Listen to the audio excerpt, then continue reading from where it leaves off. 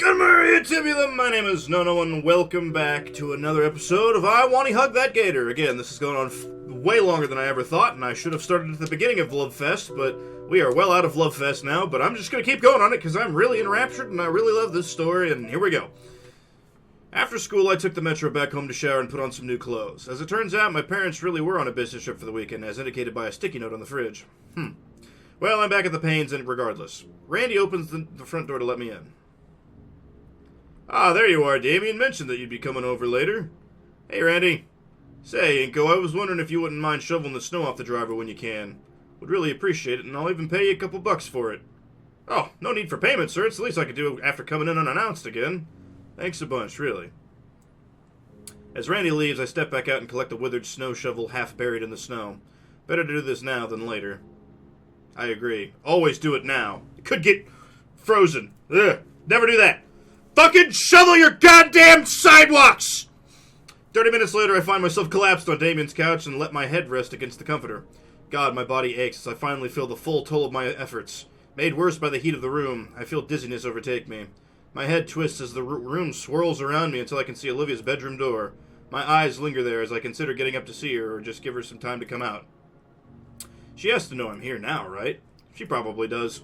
She also probably doesn't want to do her silly knee walk thing again. And I wonder how mad she'd be if I caught it on camera. Yeah, you better go to it. She's fucking crippled, dumbass. Olivia? I knock lightly on the door, but no answer. I do hear the TV inside. The door creaks loudly even as I push it open as gently as possible. Olivia lays in her bed flat on her stomach. She's staring blankly at the TV on the floor. Can I come in? Olivia gives a slight grunt of approval. What you watching? One of her claws lazily gestures to the pile of DVD cases. It's a box set of Rurouni Kenshin. You been watching these all day? That's a yes, then. You doing okay? My day was kind of rough. Class is different, you know? Yeah, I'm glad to get to see you again. I got called in the office, too. Ben and Mia were trying to get out of the responsibility of that outburst earlier when she tried to kill us. Evidently, that meant trying to throw me under the bus. It is what it is, I guess. But I actually worked out on my people skills. That's a weird sentence. Made a deal with her and Ben. She won't be bothering us anymore. Pretty cool, right? Olivia? I'm trying to watch. Oh. Can I stay? Alright, at least there's this. I want to sit next to her, but Olivia's spread out on her bed to the point that there's barely any room left. And what little space that was open had already taken by the small rat curled up against her. Looking around the room, but there's no chair in sight. And after giving myself a mental kick for why there isn't one, I kneel next to the bed, letting my arms rest on its edge. Olivia grunts again, but otherwise focuses on the show playing on her laptop. I look at the screen and need to look away as several men are gunned down bloodily by an old-fashioned hand-crank repeating gun. Didn't know Olivia was into stuff like this. It's made worse by the fact that the voices do well to convey the visceral pain they're experiencing. I pushed myself back up. On second thought, I probably reek right now, Olivia. I'm all sweaty from snow shoveling, and I don't want to put you through that. Another grunt, though this time there's a tinge of something in it. I should head home so I can clean up. If you need someone to talk to, you can always text me, okay? Her head kind of bobs, but her eyes remain locked on the screen. With hesitant steps, I back away from Olivia and out of the room. Aww. When I open the front door, I hear someone calling out from the kitchen. Yo, Inky, leaving so soon? Damien's head hovers over the refrigerator door. Yeah, I should start heading back. Really? With a quick whap of his tail, the fridge is closed and Damien comes to me offering one of his prized cans of soda. Olivia wasn't looking so hot when I checked on her earlier. Aren't you worried about her? I accept the offered beverage with a nod. She's fine, she just wants some time alone. You think so? She's just binge-watching some old show and not giving anyone else the time of day. You really gonna go home so soon? There's nothing I can really do, Damien. She's fine, she just needs to recharge and rest. Alright. He sips on his own cola slowly, his eyes scrunched up in thought. Well, still, I'm gonna try cheering her up myself for a while, Damien style. As if to prove his point, he crushes the can against his head. Vinny and I can do it. She'll be back up and laughing in no time. Alright, she said she'll text me if she needs someone to talk to. Good to know. See you later, then. Yeah, be seeing you. Why do I feel like something was supposed to happen there, but I didn't unlock enough jutsu points to fucking get in? I exit through the front and shut the door behind me. A few seconds later, it's locked from within. The next metro should be soon enough. Why did that... Something about that felt off. Like I was shut out of something. Anyway, it's probably nothing. Maybe I'm over-exaggerating or over-analyzing, but as instructed, I show up at school that Saturday to clean up. And to my surprise, Mia was already there in the partially repaired hallway. With her arm in a sling, the janitor was there too, talking to the obviously injured girl and giving her a thorough explanation of what we were going to be doing. I cleared my throat loudly, drawing both of their attention. Ah, took you long enough, Shades. I'm not repeating myself. I heard most of it, sir. Mia, are you okay to work like that? Shouldn't you be home if you're hurt? Oh, I should be, yeah, but then Ben or Scalar would get on my case, and I just wouldn't want to shirk on my responsibilities, yeah? Her smile is strained as she motions with her covered arm. Don't worry, looks like all the serious work has already been done. Save for the set of lockers still on the floor. From the looks of the hallway, most of the serious damage has been dealt with over the month. The janitor rolls his eyes and holds out a pair of push brooms. I take them both. Could you just give her a dustpan, sir? I'm sure I can do this part myself. Ah, thanks, Inky. With an affectionate pat on my head, Mia moves to the wall and leans against it. I guess that's where she wants me to push all the trash to, then. I'm glad she's also thinking ahead. While the janitor goes to fetch a dustpan for her, I get to work. The next hour or so, I studiously pushing all of the debris on the floor towards Mia. Every time I look up, she offers a smile and a thumbs up, and occasionally hear her cheer me on. At least I think it's cheering. Her voice and tone are hard to read at times. I always figured she just naturally sounded sardonic. That doesn't sound right either. My arms are starting to ache once all the trash is ready to be scooped up. With the standing dustpan ready, all the trash is easily dumped into the large trash bins loaned to us by the janitor. I just push pile after pile of trash into her pan, and Mia easily lifts and deposits them into the bin. Alright, Inko, take 10. When you get back, we'll bring these bins and lockers out back. Wiping the light coating of sweat from my brow, I nod. Mia and I take a seat in a nearby classroom while I get some well-deserved rest. We'd be out of here a hell of a lot faster if you just finished cleaning. Sorry, but I'm tired. You've had half a year of gym classes with Sully and you're still out of shape? Unbelievable. It's not my fault he pushes us too hard. I can barely recover between classes. He's the best damn teacher at the school. If he can't help you, nobody can. Why do you like him so much? He gives his respect only to people who earn it, like people like me. You don't think anybody else at the school deserves respect? Nah. Everybody's willing to betray each other at a moment's notice. Only reason that doesn't happen to me is because I put the fear of God into people. I'm not about to let my graduation plans be ruined because some cunt thinks they're hot shit. You actually have plans after graduation? None that involve any of you. I'll be long gone by the time this place falls apart without me. What about Ben? Aren't you too... Ding! I instinctively pull out my phone and check the notifications. What? Wheels chatting you up? No, I got a text from the school. Looks like they released the monthly newsletter. I follow the link in the text message and it takes me to a PDF copy of the newsletter. You want to hear any of this? Sure, read it, whatever. Alrighty then. Good morning, Feathertails. This week we have the following announcements. Skip anything related to studying or lazy-ass sports teams. Oh, alright. To our students, you're invited to St. Hamon's High School's 201M 2023 BC Winter Formal. Immerse yourself in the serene beauty of the wintry sky with music, food, entertainment, and much more. We'll also be hosting a special memorial for one of St. Hamon's finest teachers who has recently passed away, Mr. Trent Latican. The event will take place at the Volcadaire Convention Center on Friday, December 15th from 7 p.m. to 10 p.m. Tickets for the Winter Formal are now on sale online or in Mrs. Prockling's class in room 211. That's not a 10. $15 for one and $30 for couples. That's not a deal! Please read our event dress code to know what will and will not be allowed for the formal. Have a great weekend. Go Feathertails. Yeah, I didn't have to read that last part out loud, idiot. Sorry. A few more moments of silence pass. You plan on going? Yeah, after your laser ass is done with the rest of the cleanup. No, I mean going to the Winter Formal. Absolutely, it's one of the few things here worth doing. And I know Ben's been looking forward to it, working night and day to get things ready. Oh man, organizing the whole thing and courting Mia the whole night? Hope he can take it. In any case, my muscles feel noticeably less sore than they did before. As I stand up to stretch, Mia makes a show of groaning and exacerbation. Finally! Now go finish so we can go home. Finish? Gotta move the new locker in, dumbass! Shoot, forgot about that part. I spend another half an hour moving the filled trash bins while Mia serves a kind of moral support. All that's left are the lockers. I kneel down by the freshly unpackaged metal lockers, my hands braced at their base. Hey! For a moment, they don't budge. Come on, Shades! I exert all my strength into my legs. Ah! Come on! I'm starting to feel them rise. Oh, come on! While I'm focused on the task of lifting, I notice Mia left my peripheral vision. Ah! The weight of the locker seems to vanish, and they rise easily. Now that I'm not straining against the heavy weight, I can look to the other side and see Mia easily handling the majority of the weight of the lockers.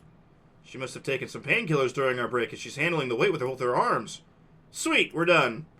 Are you okay? Your arm... Go get the janitor, Shades. She faked it. Not too long after, our chaperone examines our work and lets us go. Mia and I are both escorted out of the building by our school's security guard, and she wastes no time in rushing towards the school parking lot and peeling off in her exceedingly loud hot rod. I'm left walking alone to the metro station as always. I'm exhausted. After so many hours of heavy lifting, all I want to do now is fall asleep. I'd originally wanted to go and visit Olivia after detention, but since I was the only one doing any work, it took forever. And honestly, I'm a mess. I definitely don't want to show up there looking like this. Stretching my limbs out to fill the rest of the bench, a familiar shade finds its spot beside me. Good afternoon, Inko. Withholding my groan of pain, I force myself back upright and turn to the older wailed. Hey, Mr. Ferris, what's up? I feel I should be asking you that. Forgive my bluntness, but you look out of sorts. My mouth opens to tell him about the detention, but I shut it. The audit. The hall. Oh, I just had a busy morning, sir. The whale bellows his own groan. Well, yes, I suspect we all have. Had a dreadful meeting this morning, positively dreadful. What for? His eyes shut in contemplation, reopening after a moment. Suppose it's already public knowledge. Many of the schools of the district have some formal or gala or some other event coming up. Of course, since the students are still under our care, there are strict guidelines for these. Frankly speaking, it was a meeting spent talking of the follies of youth, Mr. Nito. He chuckles at his own joke. But once again, I'm reminded of the formal. I'd love to take Olivia to it, but would that be too much? We aren't exactly dating, after all. Well, maybe we are. I didn't confess. It's not like in the movies. Maybe I need to reread that article on situationships, Mr. Nito. Sorry, I was lost in thought. Yes, I could see. What's on your mind? An awkwardness settles in my stomach. It'd be weird to just vent my problems to someone I barely know, but on the other hand, this is Liz's uncle. Plus, he's a lot older. I'm sure he'd have some good advice. It's at least worth a shot. I wanted to ask Olivia to the dance, Mr. Ferris. Miss Halford, well, I think she's a fine young lass, Inko. I know, it's just I don't know if she would want to go. Left unsaid was the reason for her current mood, but thankfully Mr. Ferris understood the unspoken half, as he gave a solemn nod. I see. I've been in your shoes before, Inko, which, by the way, they don't have a size in my size, regrettably. Over the years, I found that when my wife was feeling down, fresh air helped bring her spirits back. Fresh air? I mean, Olivia's been cooped up in a room for 2 days already, and likely for a lot longer since she's without her wheelchair. I hope it's repaired soon. Yes, an open-air date of some kind. A chance to really stretch her some time to stop and smell the roses, so to speak. It's the best idea I've heard so far. Plus, we haven't had a date yet. I could take her out somewhere, and if it goes well, I could ask her to the formal right after. Even make it a surprise for her. But, where would I take her? I don't really know Volcadera that well, sir. The older man grins and, Damien wasn't kidding about those teeth. How fortuitous for you, then, that I may have the perfect date spot for you. Man, I butchered that. Sorry. Bringing up a positively tiny suitcase, Mr. Ferris reaches in and withdraws a slip of paper. Every year I bring my wife here so that she can enjoy the winter night while still staying warm. I'm sure this will be to your liking. I take the sheet and scan it over. It's a flyer for the Volcadera Pier with an event list right underneath it. The date on a pier? I can see a multitude of things to do there just from the photos printed on the page. Games, food, even some carnival rides. It's perfect. Thank you, Mr. Ferris. His smile widens, but I contain my urge to flinch. Think of it as many thanks for helping me with the fashion advice. Before I can thank him more, I notice that my stop is coming up. I stand up and nod gratefully to Mr. Ferris, already reaching for my phone. Figure I'll ask Olivia now and we can decide on the event to go to once her chair was in. I spent all of Sunday combing over the paper Mr. Ferris had given me. I wanted the date to go perfectly, which meant outlining an itinerary for that day. When I told Olivia, though, she seemed reluctant to go. She was really down in the dumps. That only makes my conviction to take her all the stronger. I trust Mr. Ferris's advice. He's married, after all. After an entire evening of back and forth texting, I was able to convince her to go. She said her new chair was coming Friday night, meaning that Saturday was the perfect day for our date. I spent the entire week looking for romantic things to fill our date night with. I still had to suffer through classes, which felt pointless without Olivia or Latican around. I had finished mapping out our peer date by Thursday. However, that same day I got an email notification. Apparently, one of my favorite influencers online was going to host a live event at the Volcadera Mall this week, after some last-minute booking changes. The only problem being that it's on Saturday, the same day as our date. The more I thought about it, though, the more I thought Olivia would prefer to go somewhere indoors, especially with the cold. Plus, she wouldn't have to move around too much. Wait, hang on, motherfucker! Are we just gonna skip out on Ferris's advice? When we just did all that planning? What the fuck is wrong with you? It's the second Saturday of December and the cold is starting to pick up. Good thing I changed my plans because I highly doubt she'd enjoy being forced out in the cold air more than necessary. What the fucking even, dude? Why are we doing this? The IRL stream would be this afternoon, meaning we could go and have a good lunch before going. At exactly 11 o'clock, I knock on the door to the Payne household. Damien opens the door, though I can tell he's a little worse for wear. As soon as he recognizes me, though, he perks up.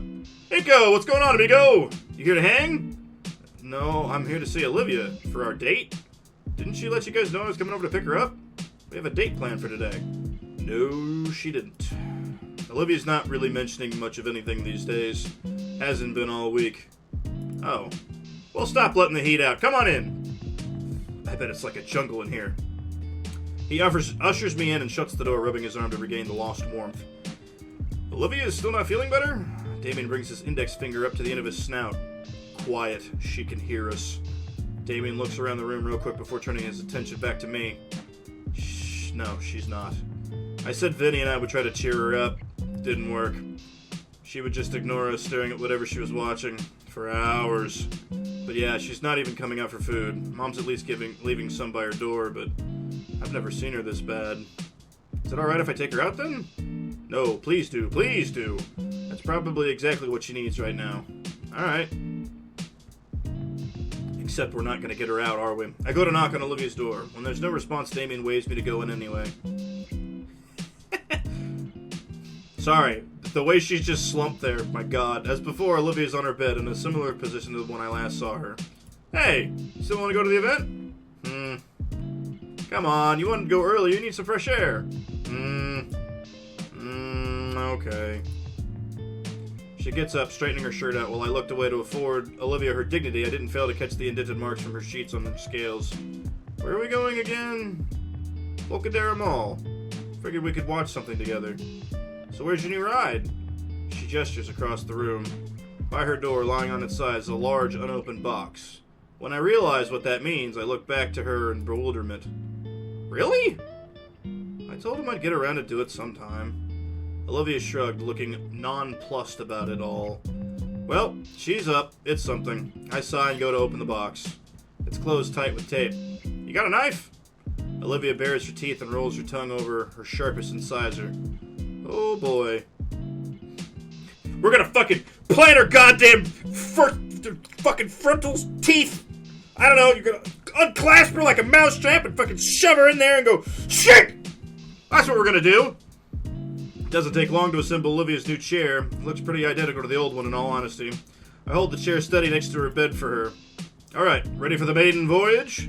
Olivia rolls her eyes at my lame joke, but I still see the tiniest smile she tries to hide. She slides carefully into the seat, slowly correcting herself and adjusting her legs to properly rest on the footrests. I release the handlebars and Olivia takes her wheels in hand. The small grin is there again as she handles the wheels slowly, pushing and tugging them. It takes a moment to realize she's actually testing the chair. To me, it looks like she's silently dancing to the tune only she hears. Finally, with a nod, Olivia looks to me. Alright, I'm ready to go, Inko. Nodding back, I hold open her bedroom door. You might want to put your fucking hoodie on, bitch. I wave to Damien as I leave, though Olivia doesn't seem to even see him. He waves back still, even tossing me a thumbs up for luck.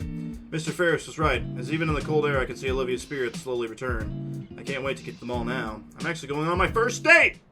I wish we were going to the pier, you dumb fucking bald bastard! Volcadera Mall is a pretty large shopping center nestled in between skyscrapers of the city. Above the first 3 floors of the department floors and restaurants, you can see another dozen for office space, all looking down on the traffic below. Working here must be pretty convenient. If this place had an apartment building built in, you'd never have to leave. Part of that has a certain allure, but thinking it also sends a strange feeling of dread. Man, this is boring. The event is between the food court and cinema. It's supposed to be a 2-hour meet and greet where he can hand out some merch and let the audience participate in a live review of the movie, but it's been a while and we still haven't started. The area is crowded with dozens, maybe even 100 other people waiting for Hank. The other attendees are not exactly the best when it comes to looks, or smells for that matter. Most are either on their phones or look like they're about to pass out in their chairs. A few are talking amongst each other, albeit very obnoxiously loud and spirited. Yeah, let's go with that. Olivia and I were barely able to beat the lunch rush, and the remains of our Chinese fast food lie in a pile on our table. The event should have started a half an hour ago. Where is Hankenfile? I don't know if this is an actual creator or not. It's probably skewed. I always loved his reviews. He has a seriously good eye for taste and gives excellent commentary. In fact, that's particularly why I thought Olivia might want to see him just as much as I do. If we're lucky, we can get some great feedback on our work, if he shows up. So, Olivia. She shifts her gaze to me. Have you been doing alright? She glances my way and notices my frown, opting to reply with an actual answer. Yeah. At least she spoke up this time. Even on the ride over, you were pretty quiet. Quieter than usual, I want to add. She's mostly back to one-syllable sentences. It's like the beginning of the school year. I'm getting a bit concerned. How to broach the topic, though. Should I even? I think so. This date's meant for her, after all. Just need to get past those walls of hers. I gently grasp the idle hand that rests on her chair's armrest. I finally get a response out of Olivia as her eyes widen and a hue of red graces her cheeks. Olivia. I feel her fingers curl softly around my hand. Yeah, sorry, Inko. I've been thinking about a lot of stuff. I start to feel more confident as she lets down the emotional wall between us. What's on your mind, Livy? She scowls at the nickname. Don't use that, Inko. Sorry. But what's been troubling you? Her hand clenches and I can feel the tension radiating from her. Biting back my wince of pain, I simply smiled for her. When's the last time you painted? It's been a while. Just haven't felt like it. Even if I did, I wouldn't be able to actually paint anything. You're quitting painting? I didn't say that. I just don't have it in me right now. I might again sooner or later. You don't have it in you? Everything just seems like a pain right now. Doesn't have it in her. Damien mentioned she hadn't even left her room all week. Everything. Yeah. Is that why you didn't bother with... My eyes wandered to her wheelchair, the one I'd put together for her. Her only means of leaving, and it was left unopened until I arrived. Doesn't really make a difference. This is the first time you've been able to leave the house after a whole week. Isn't that good? She shrugs. It's nice to get some fresh air, I guess. No desire to do anything. I think to ask if that meant this date with me, too. I just bite my tongue. The rest of the leftovers are too cold by now. Is something supposed to be happening? Yeah, it should be. Where the heck is Hankenfile? But it'll be worth it, you'll see. Promise. I reach my hand over to her What? I reach my hand over to her and the hand she has resting on her arm.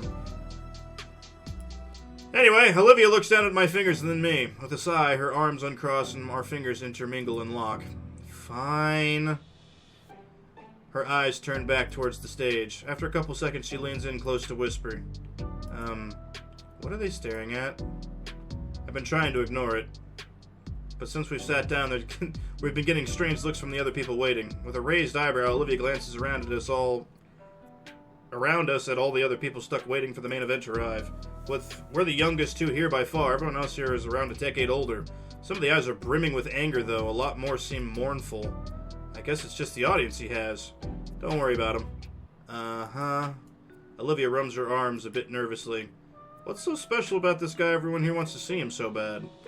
He gives really insightful reviews. For what? Here, I'll yank up his channel for you. I find his page on my phone and show it to Olivia. She scrolls through the first few pages of videos. The Lana Witch School Season 6 finale is an emotionally traumatized masterpiece of storytelling. All of these are... Does he review anything for adults? Hey, you watch anime all day. You can't judge. I guess. The conversation sort of dies out. Ugh, these guys. As time goes on, I can't really ignore that there's a certain must they seem to universally permeate. To our side, a few of them argue loudly about the pro-segregation undertones of the saber-toothed king through slurred bites of food. Could they at least argue quieter? Or have enough self-awareness to not wear Lana's witch school bags in public? Well, whatever, who cares about his fans? We're not here to see them. Maybe that's why the guy is so late. After all, if it were me, I would really be keen on meeting these people. What am I even talking about? He's the one who organizes. Of course, that's not the case. Besides, he has a dude to his fans, so he probably is caught in traffic. I hope it's not something worse.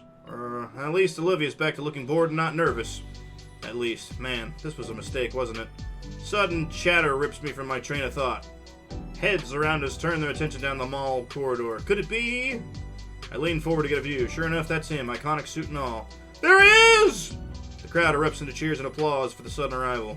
It's him, all right. I let out a huge, long sigh of relief.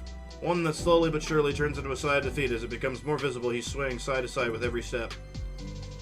My forehead makes a loud thunk on the table. One of the empty cartons of noodles topples on its side. He's drunk off his ass. Nearly an hour late and arriving completely inebriated. From my position, I see Olivia's gaze also fixed in that direction with a single raised eyebrow. How is he supposed to even host an event like this, let alone get Olivia out of his slump? This whole idea was stupid. Yeah, we should have fucking gone to the pier, like Mr. Ferris said, you dumb motherfucking bald idiot! Whoa, he fell over! Go help him! I give up. Even from here, I hear the meaty thwack of his fist greeting someone's face. Oh my god. Let's just go. Wait, I want to see this. Whatever. Many of the spectators are recording the drunkard host as he attempted to wrestle one of his supporters down with him. In seconds, small security arrives, dispersing the crowd and pulling Hank off the poor fan he was assaulting. My face falls into my hands and all I can do is groan. Why me? Why all of this? Okay, moving along. Nothing to see here, folks. A damn lie as I see Hank and File struggling against a handful of other security officers. Once I muster the energy, I stand from my chair. All the other patrons have started filing out at last. They start pushing Olivia away from the food court, though very slowly as the disaster that we had just witnessed weighs on me. Why did we fucking come here? So, that was our date? Olivia cranes her head back to see my lips flapping uselessly. I can't find any words to really say, so I just give her a glum nod. Her eyes pinch in a glare and she looks back ahead. The foot traffic ahead of us clears the way, giving us a wide berth, probably from the glare Olivia's sporting now. Each leaden step I take, I try and formulate something to say. I have a backup plan. I knew that would happen. It was totally one of his skits. We're still at the mall, and each one I shoot down before it can come out of my mouth. Until Olivia. Her head tilts back again, and her glare is now focused solely on me. Look, I'm sorry. I wanted to share something I like with you. Her eyes roll at my words. I wanted to help you out of this mood you've been in. A snort blows through her nostrils, and her head starts to move forward again. I'll make it up to you, though. Her eyes lock onto me again. I mean, we're still here at the mall. What would you like to do? Her frown finally eases, Olivia's lips thinning to a line as she considers the offer. Maybe some sop you like, or even that airsoft gallery pass by? Just say the word. Her head returns forward, and I feel every ounce of hope be violently ground to dust. No, of course, Sure, whatever. My heart is in my throat from her words. Olivia looks back, and while she's glaring, her silver eyes aren't as heated as before. Olivia, I consider what Olivia would really like most. Seriously racking my brain here, though. There's not going to be any kind of art supply here. Even if there were, it's not like she's going to get excited over a new brush set, I think. As we pass by the food court again, I catch Olivia's gaze shift slightly to the side. I follow, and, of course, it's a game store. How could I be so silly not to know? Well, if that's what she wants. Hey, how about there? I'll pick you out something you want. She nods once. Then after, we could hit up the other place I saw on the way in. Looked like it sold Japanese import stuff. Another nod. On the spot, I start naming store after store, considering all the interests she had. I didn't remember where exactly all of them were, but I figured if we just kept moving, I'd find something one of the shops here to cheer her up. Alright, that's a start. I push Olivia into the game store. When I near the shelves of new releases, she veers right off into the used game section. Of course. We spend maybe 15 minutes in each store as I pore over the shelves looking for something Olivia might like. Every time I think I have a good gift, I present it to Olivia, only for her flat and uninterested gaze to shoot it down. Video games, anime merchandise, art supplies, jewelry, it doesn't matter. She never seems to care about anything I offer to buy her. After an hour of rolling the wheelchair-bound girl around the mall, I'm starting to run out of stores to visit. I don't want to reveal how much I'm scrambling here, but it's hard when she's not passionate about anything. Olivia ended up getting some decade-old game for a handheld console for $7.99. I would have been willing to get her something more pricey, but she seemed pretty keen on getting it. She reads the manual. I push us onwards through the mall. I hear some people do this regular wall mocking. Mall walking? I said that way backwards. I said wall mocking. Oh my god, stroke! Maybe we should make it a regular thing. Olivia clicks the game case closed and slides it in her jacket pocket. For a while, we just walk a bit and see the sights. This date is going alright, right? Despite the rocky start. I'm making it work, even if Olivia's still glum as when she got here. She'll appreciate it, I hope. An idea crosses my mind. This ought to be right in her mood for sure. Hey, Olivia. I've been meaning to ask you something. Everybody's been talking about it at school, and I'm sure you're excited too. You want to go to the winter formal together? She turns her head back forward, letting her shoulders droop back down. Oh. Yeah. I'm not really interested. Not interested? Because... She shrugs. I just don't want to. But you told Ben you'd give a speech for Latican. Oh. I have another game downloaded, guys. Don't worry about that. I've told Ben a lot of things. Does it really make a difference he's gone? Any speech is just for everyone still here. And I don't care about them. Right. Formal is one of the biggest events of the semester for couples to spend time with one another, and she's not interested in going. All the time I thought about what suit to wear, or what dress Olivia would look good in, or having fun and dancing together. And she's not interested. It's not supposed to be like this. We're a couple, right? Shouldn't she be putting in at least a minimal amount of effort? I've been trying all day just to get a smile out of her, to get her out of this mood. And I've been stonewalled because of this pity party rut she's gotten herself into. And I can tell she's even starting to drag me down, too. There's a pang in my chest. We're supposed to be happy. Well, I won't stand for it. I need to get myself out. I need to get her out. Olivia! I spin her chair around, kneeling down at her level while I carefully consider my words. Few come to mind. I've never anticipated being in this situation, but I do remember some words that stuck with me for a while. An account I followed frequently posts lions and eagles with powerful messages. It's not over when you lose. It's over when you quit. Once you become fearless, life becomes limitless. Are you quoting something? I ignore her. One more for good measure. Believe in yourself. You're stronger than you think, Olivia. This is too far, Olivia. Huh? Come on. You don't want to paint anymore. You're not giving your family the time of day, and you don't want to go to the formal? What do you want to do? Lie in bed and mumble all day? I want to spend some time with you, and I want to be passionate about things you enjoy.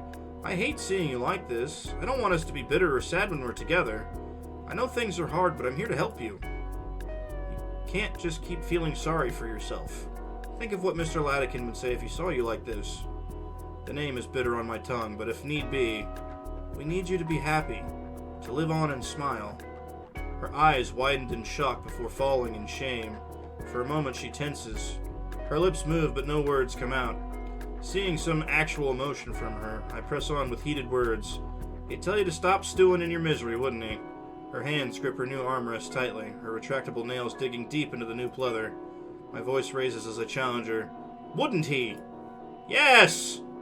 She howls at me with her answer. Her teeth are bared and her claws are at the ready, but I don't back down!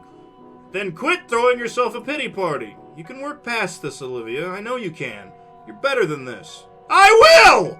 It's a roar that draws all eyes on us. Literally. We both scan the area still in the mall with dozens of people now staring at us.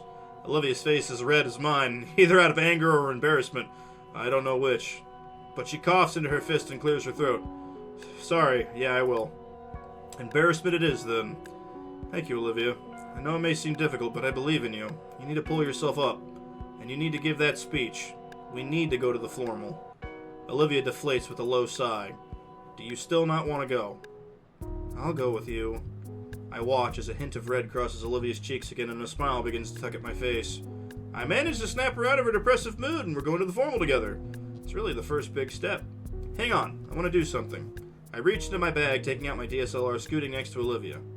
I point the lens towards us, making sure we're both in frame. Say cheese! Alright, let's see how it... Oh, come on, Olivia, cheeky. Hey, come on, you gotta smile. I wait for a crude grin to form across her face before I snap the photo and immortalize the memory. Whoops! Must accidentally turn on the flats. Sorry, Olivia. Alright, the ride home was a bit quieter. Olivia would throw a look my way at times. The constant looks made me curious, but I didn't press her about it. Olivia said she was tired from all the excitement of the day, which I guess makes sense, though there was a terseness in her tone. I do not know that word. She's probably excited to get home and play her new game. When I roll her back into the panes, she starts towards her room the second we step to the door. Damien excitedly looks over from the couch. Yo, welcome back, how'd it go? It went well. We had a lot of fun, didn't we, Olivia? I'm gonna take a nap. Alright, see ya. Oh, wait. I jog over to her side quickly. What? Inko, please, She tenses for a moment as my arms wrap around her shoulders from the side. That tension lasts for all of a moment, as long as she embraces it herself. Sorry, just, Olivia's sigh of relief fills me with worry. I'm still new to all this, so... Her head sways side to side in the negative. No, I know, Inko. Bye. Right as Olivia reaches her door, Vinny excitingly steps out. Oh, hey, Liv, welcome back home! What were you doing in my room? Cleaning up! Whatever, go away. But aren't you feeling better? I want to know! No, do you want to play a... Fuck off!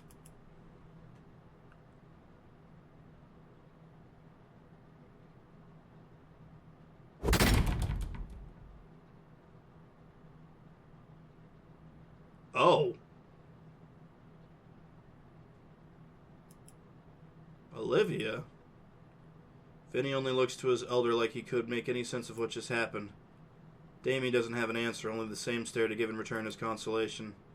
Nobody really knows how to react. Inko. I'm trying. I really am trying. Please, just forgive her, please. Just this once. Damien lets out a sigh and gives me a nod in reply. Hey, Vinny, go get your jacket. Why don't we take a trip to the gas station, huh? I'll get you a pretzel. The poor kid just nods and follows along. It's probably my cue to leave. I give Damien a wave and head out the house first, the door clicking behind me. Man, we'll get there. We'll get there. She'll be smiling again in no time. I don't know about that one, Chief. That was pretty fucking rough. Alright, we're going to stop this episode here, everybody. Thank you guys so much for watching. Please like, comment, and subscribe. Tell me what you think about I Want to Hug That Gator down in the comments below, and I will see all you know bros later. Peace for now. Bye!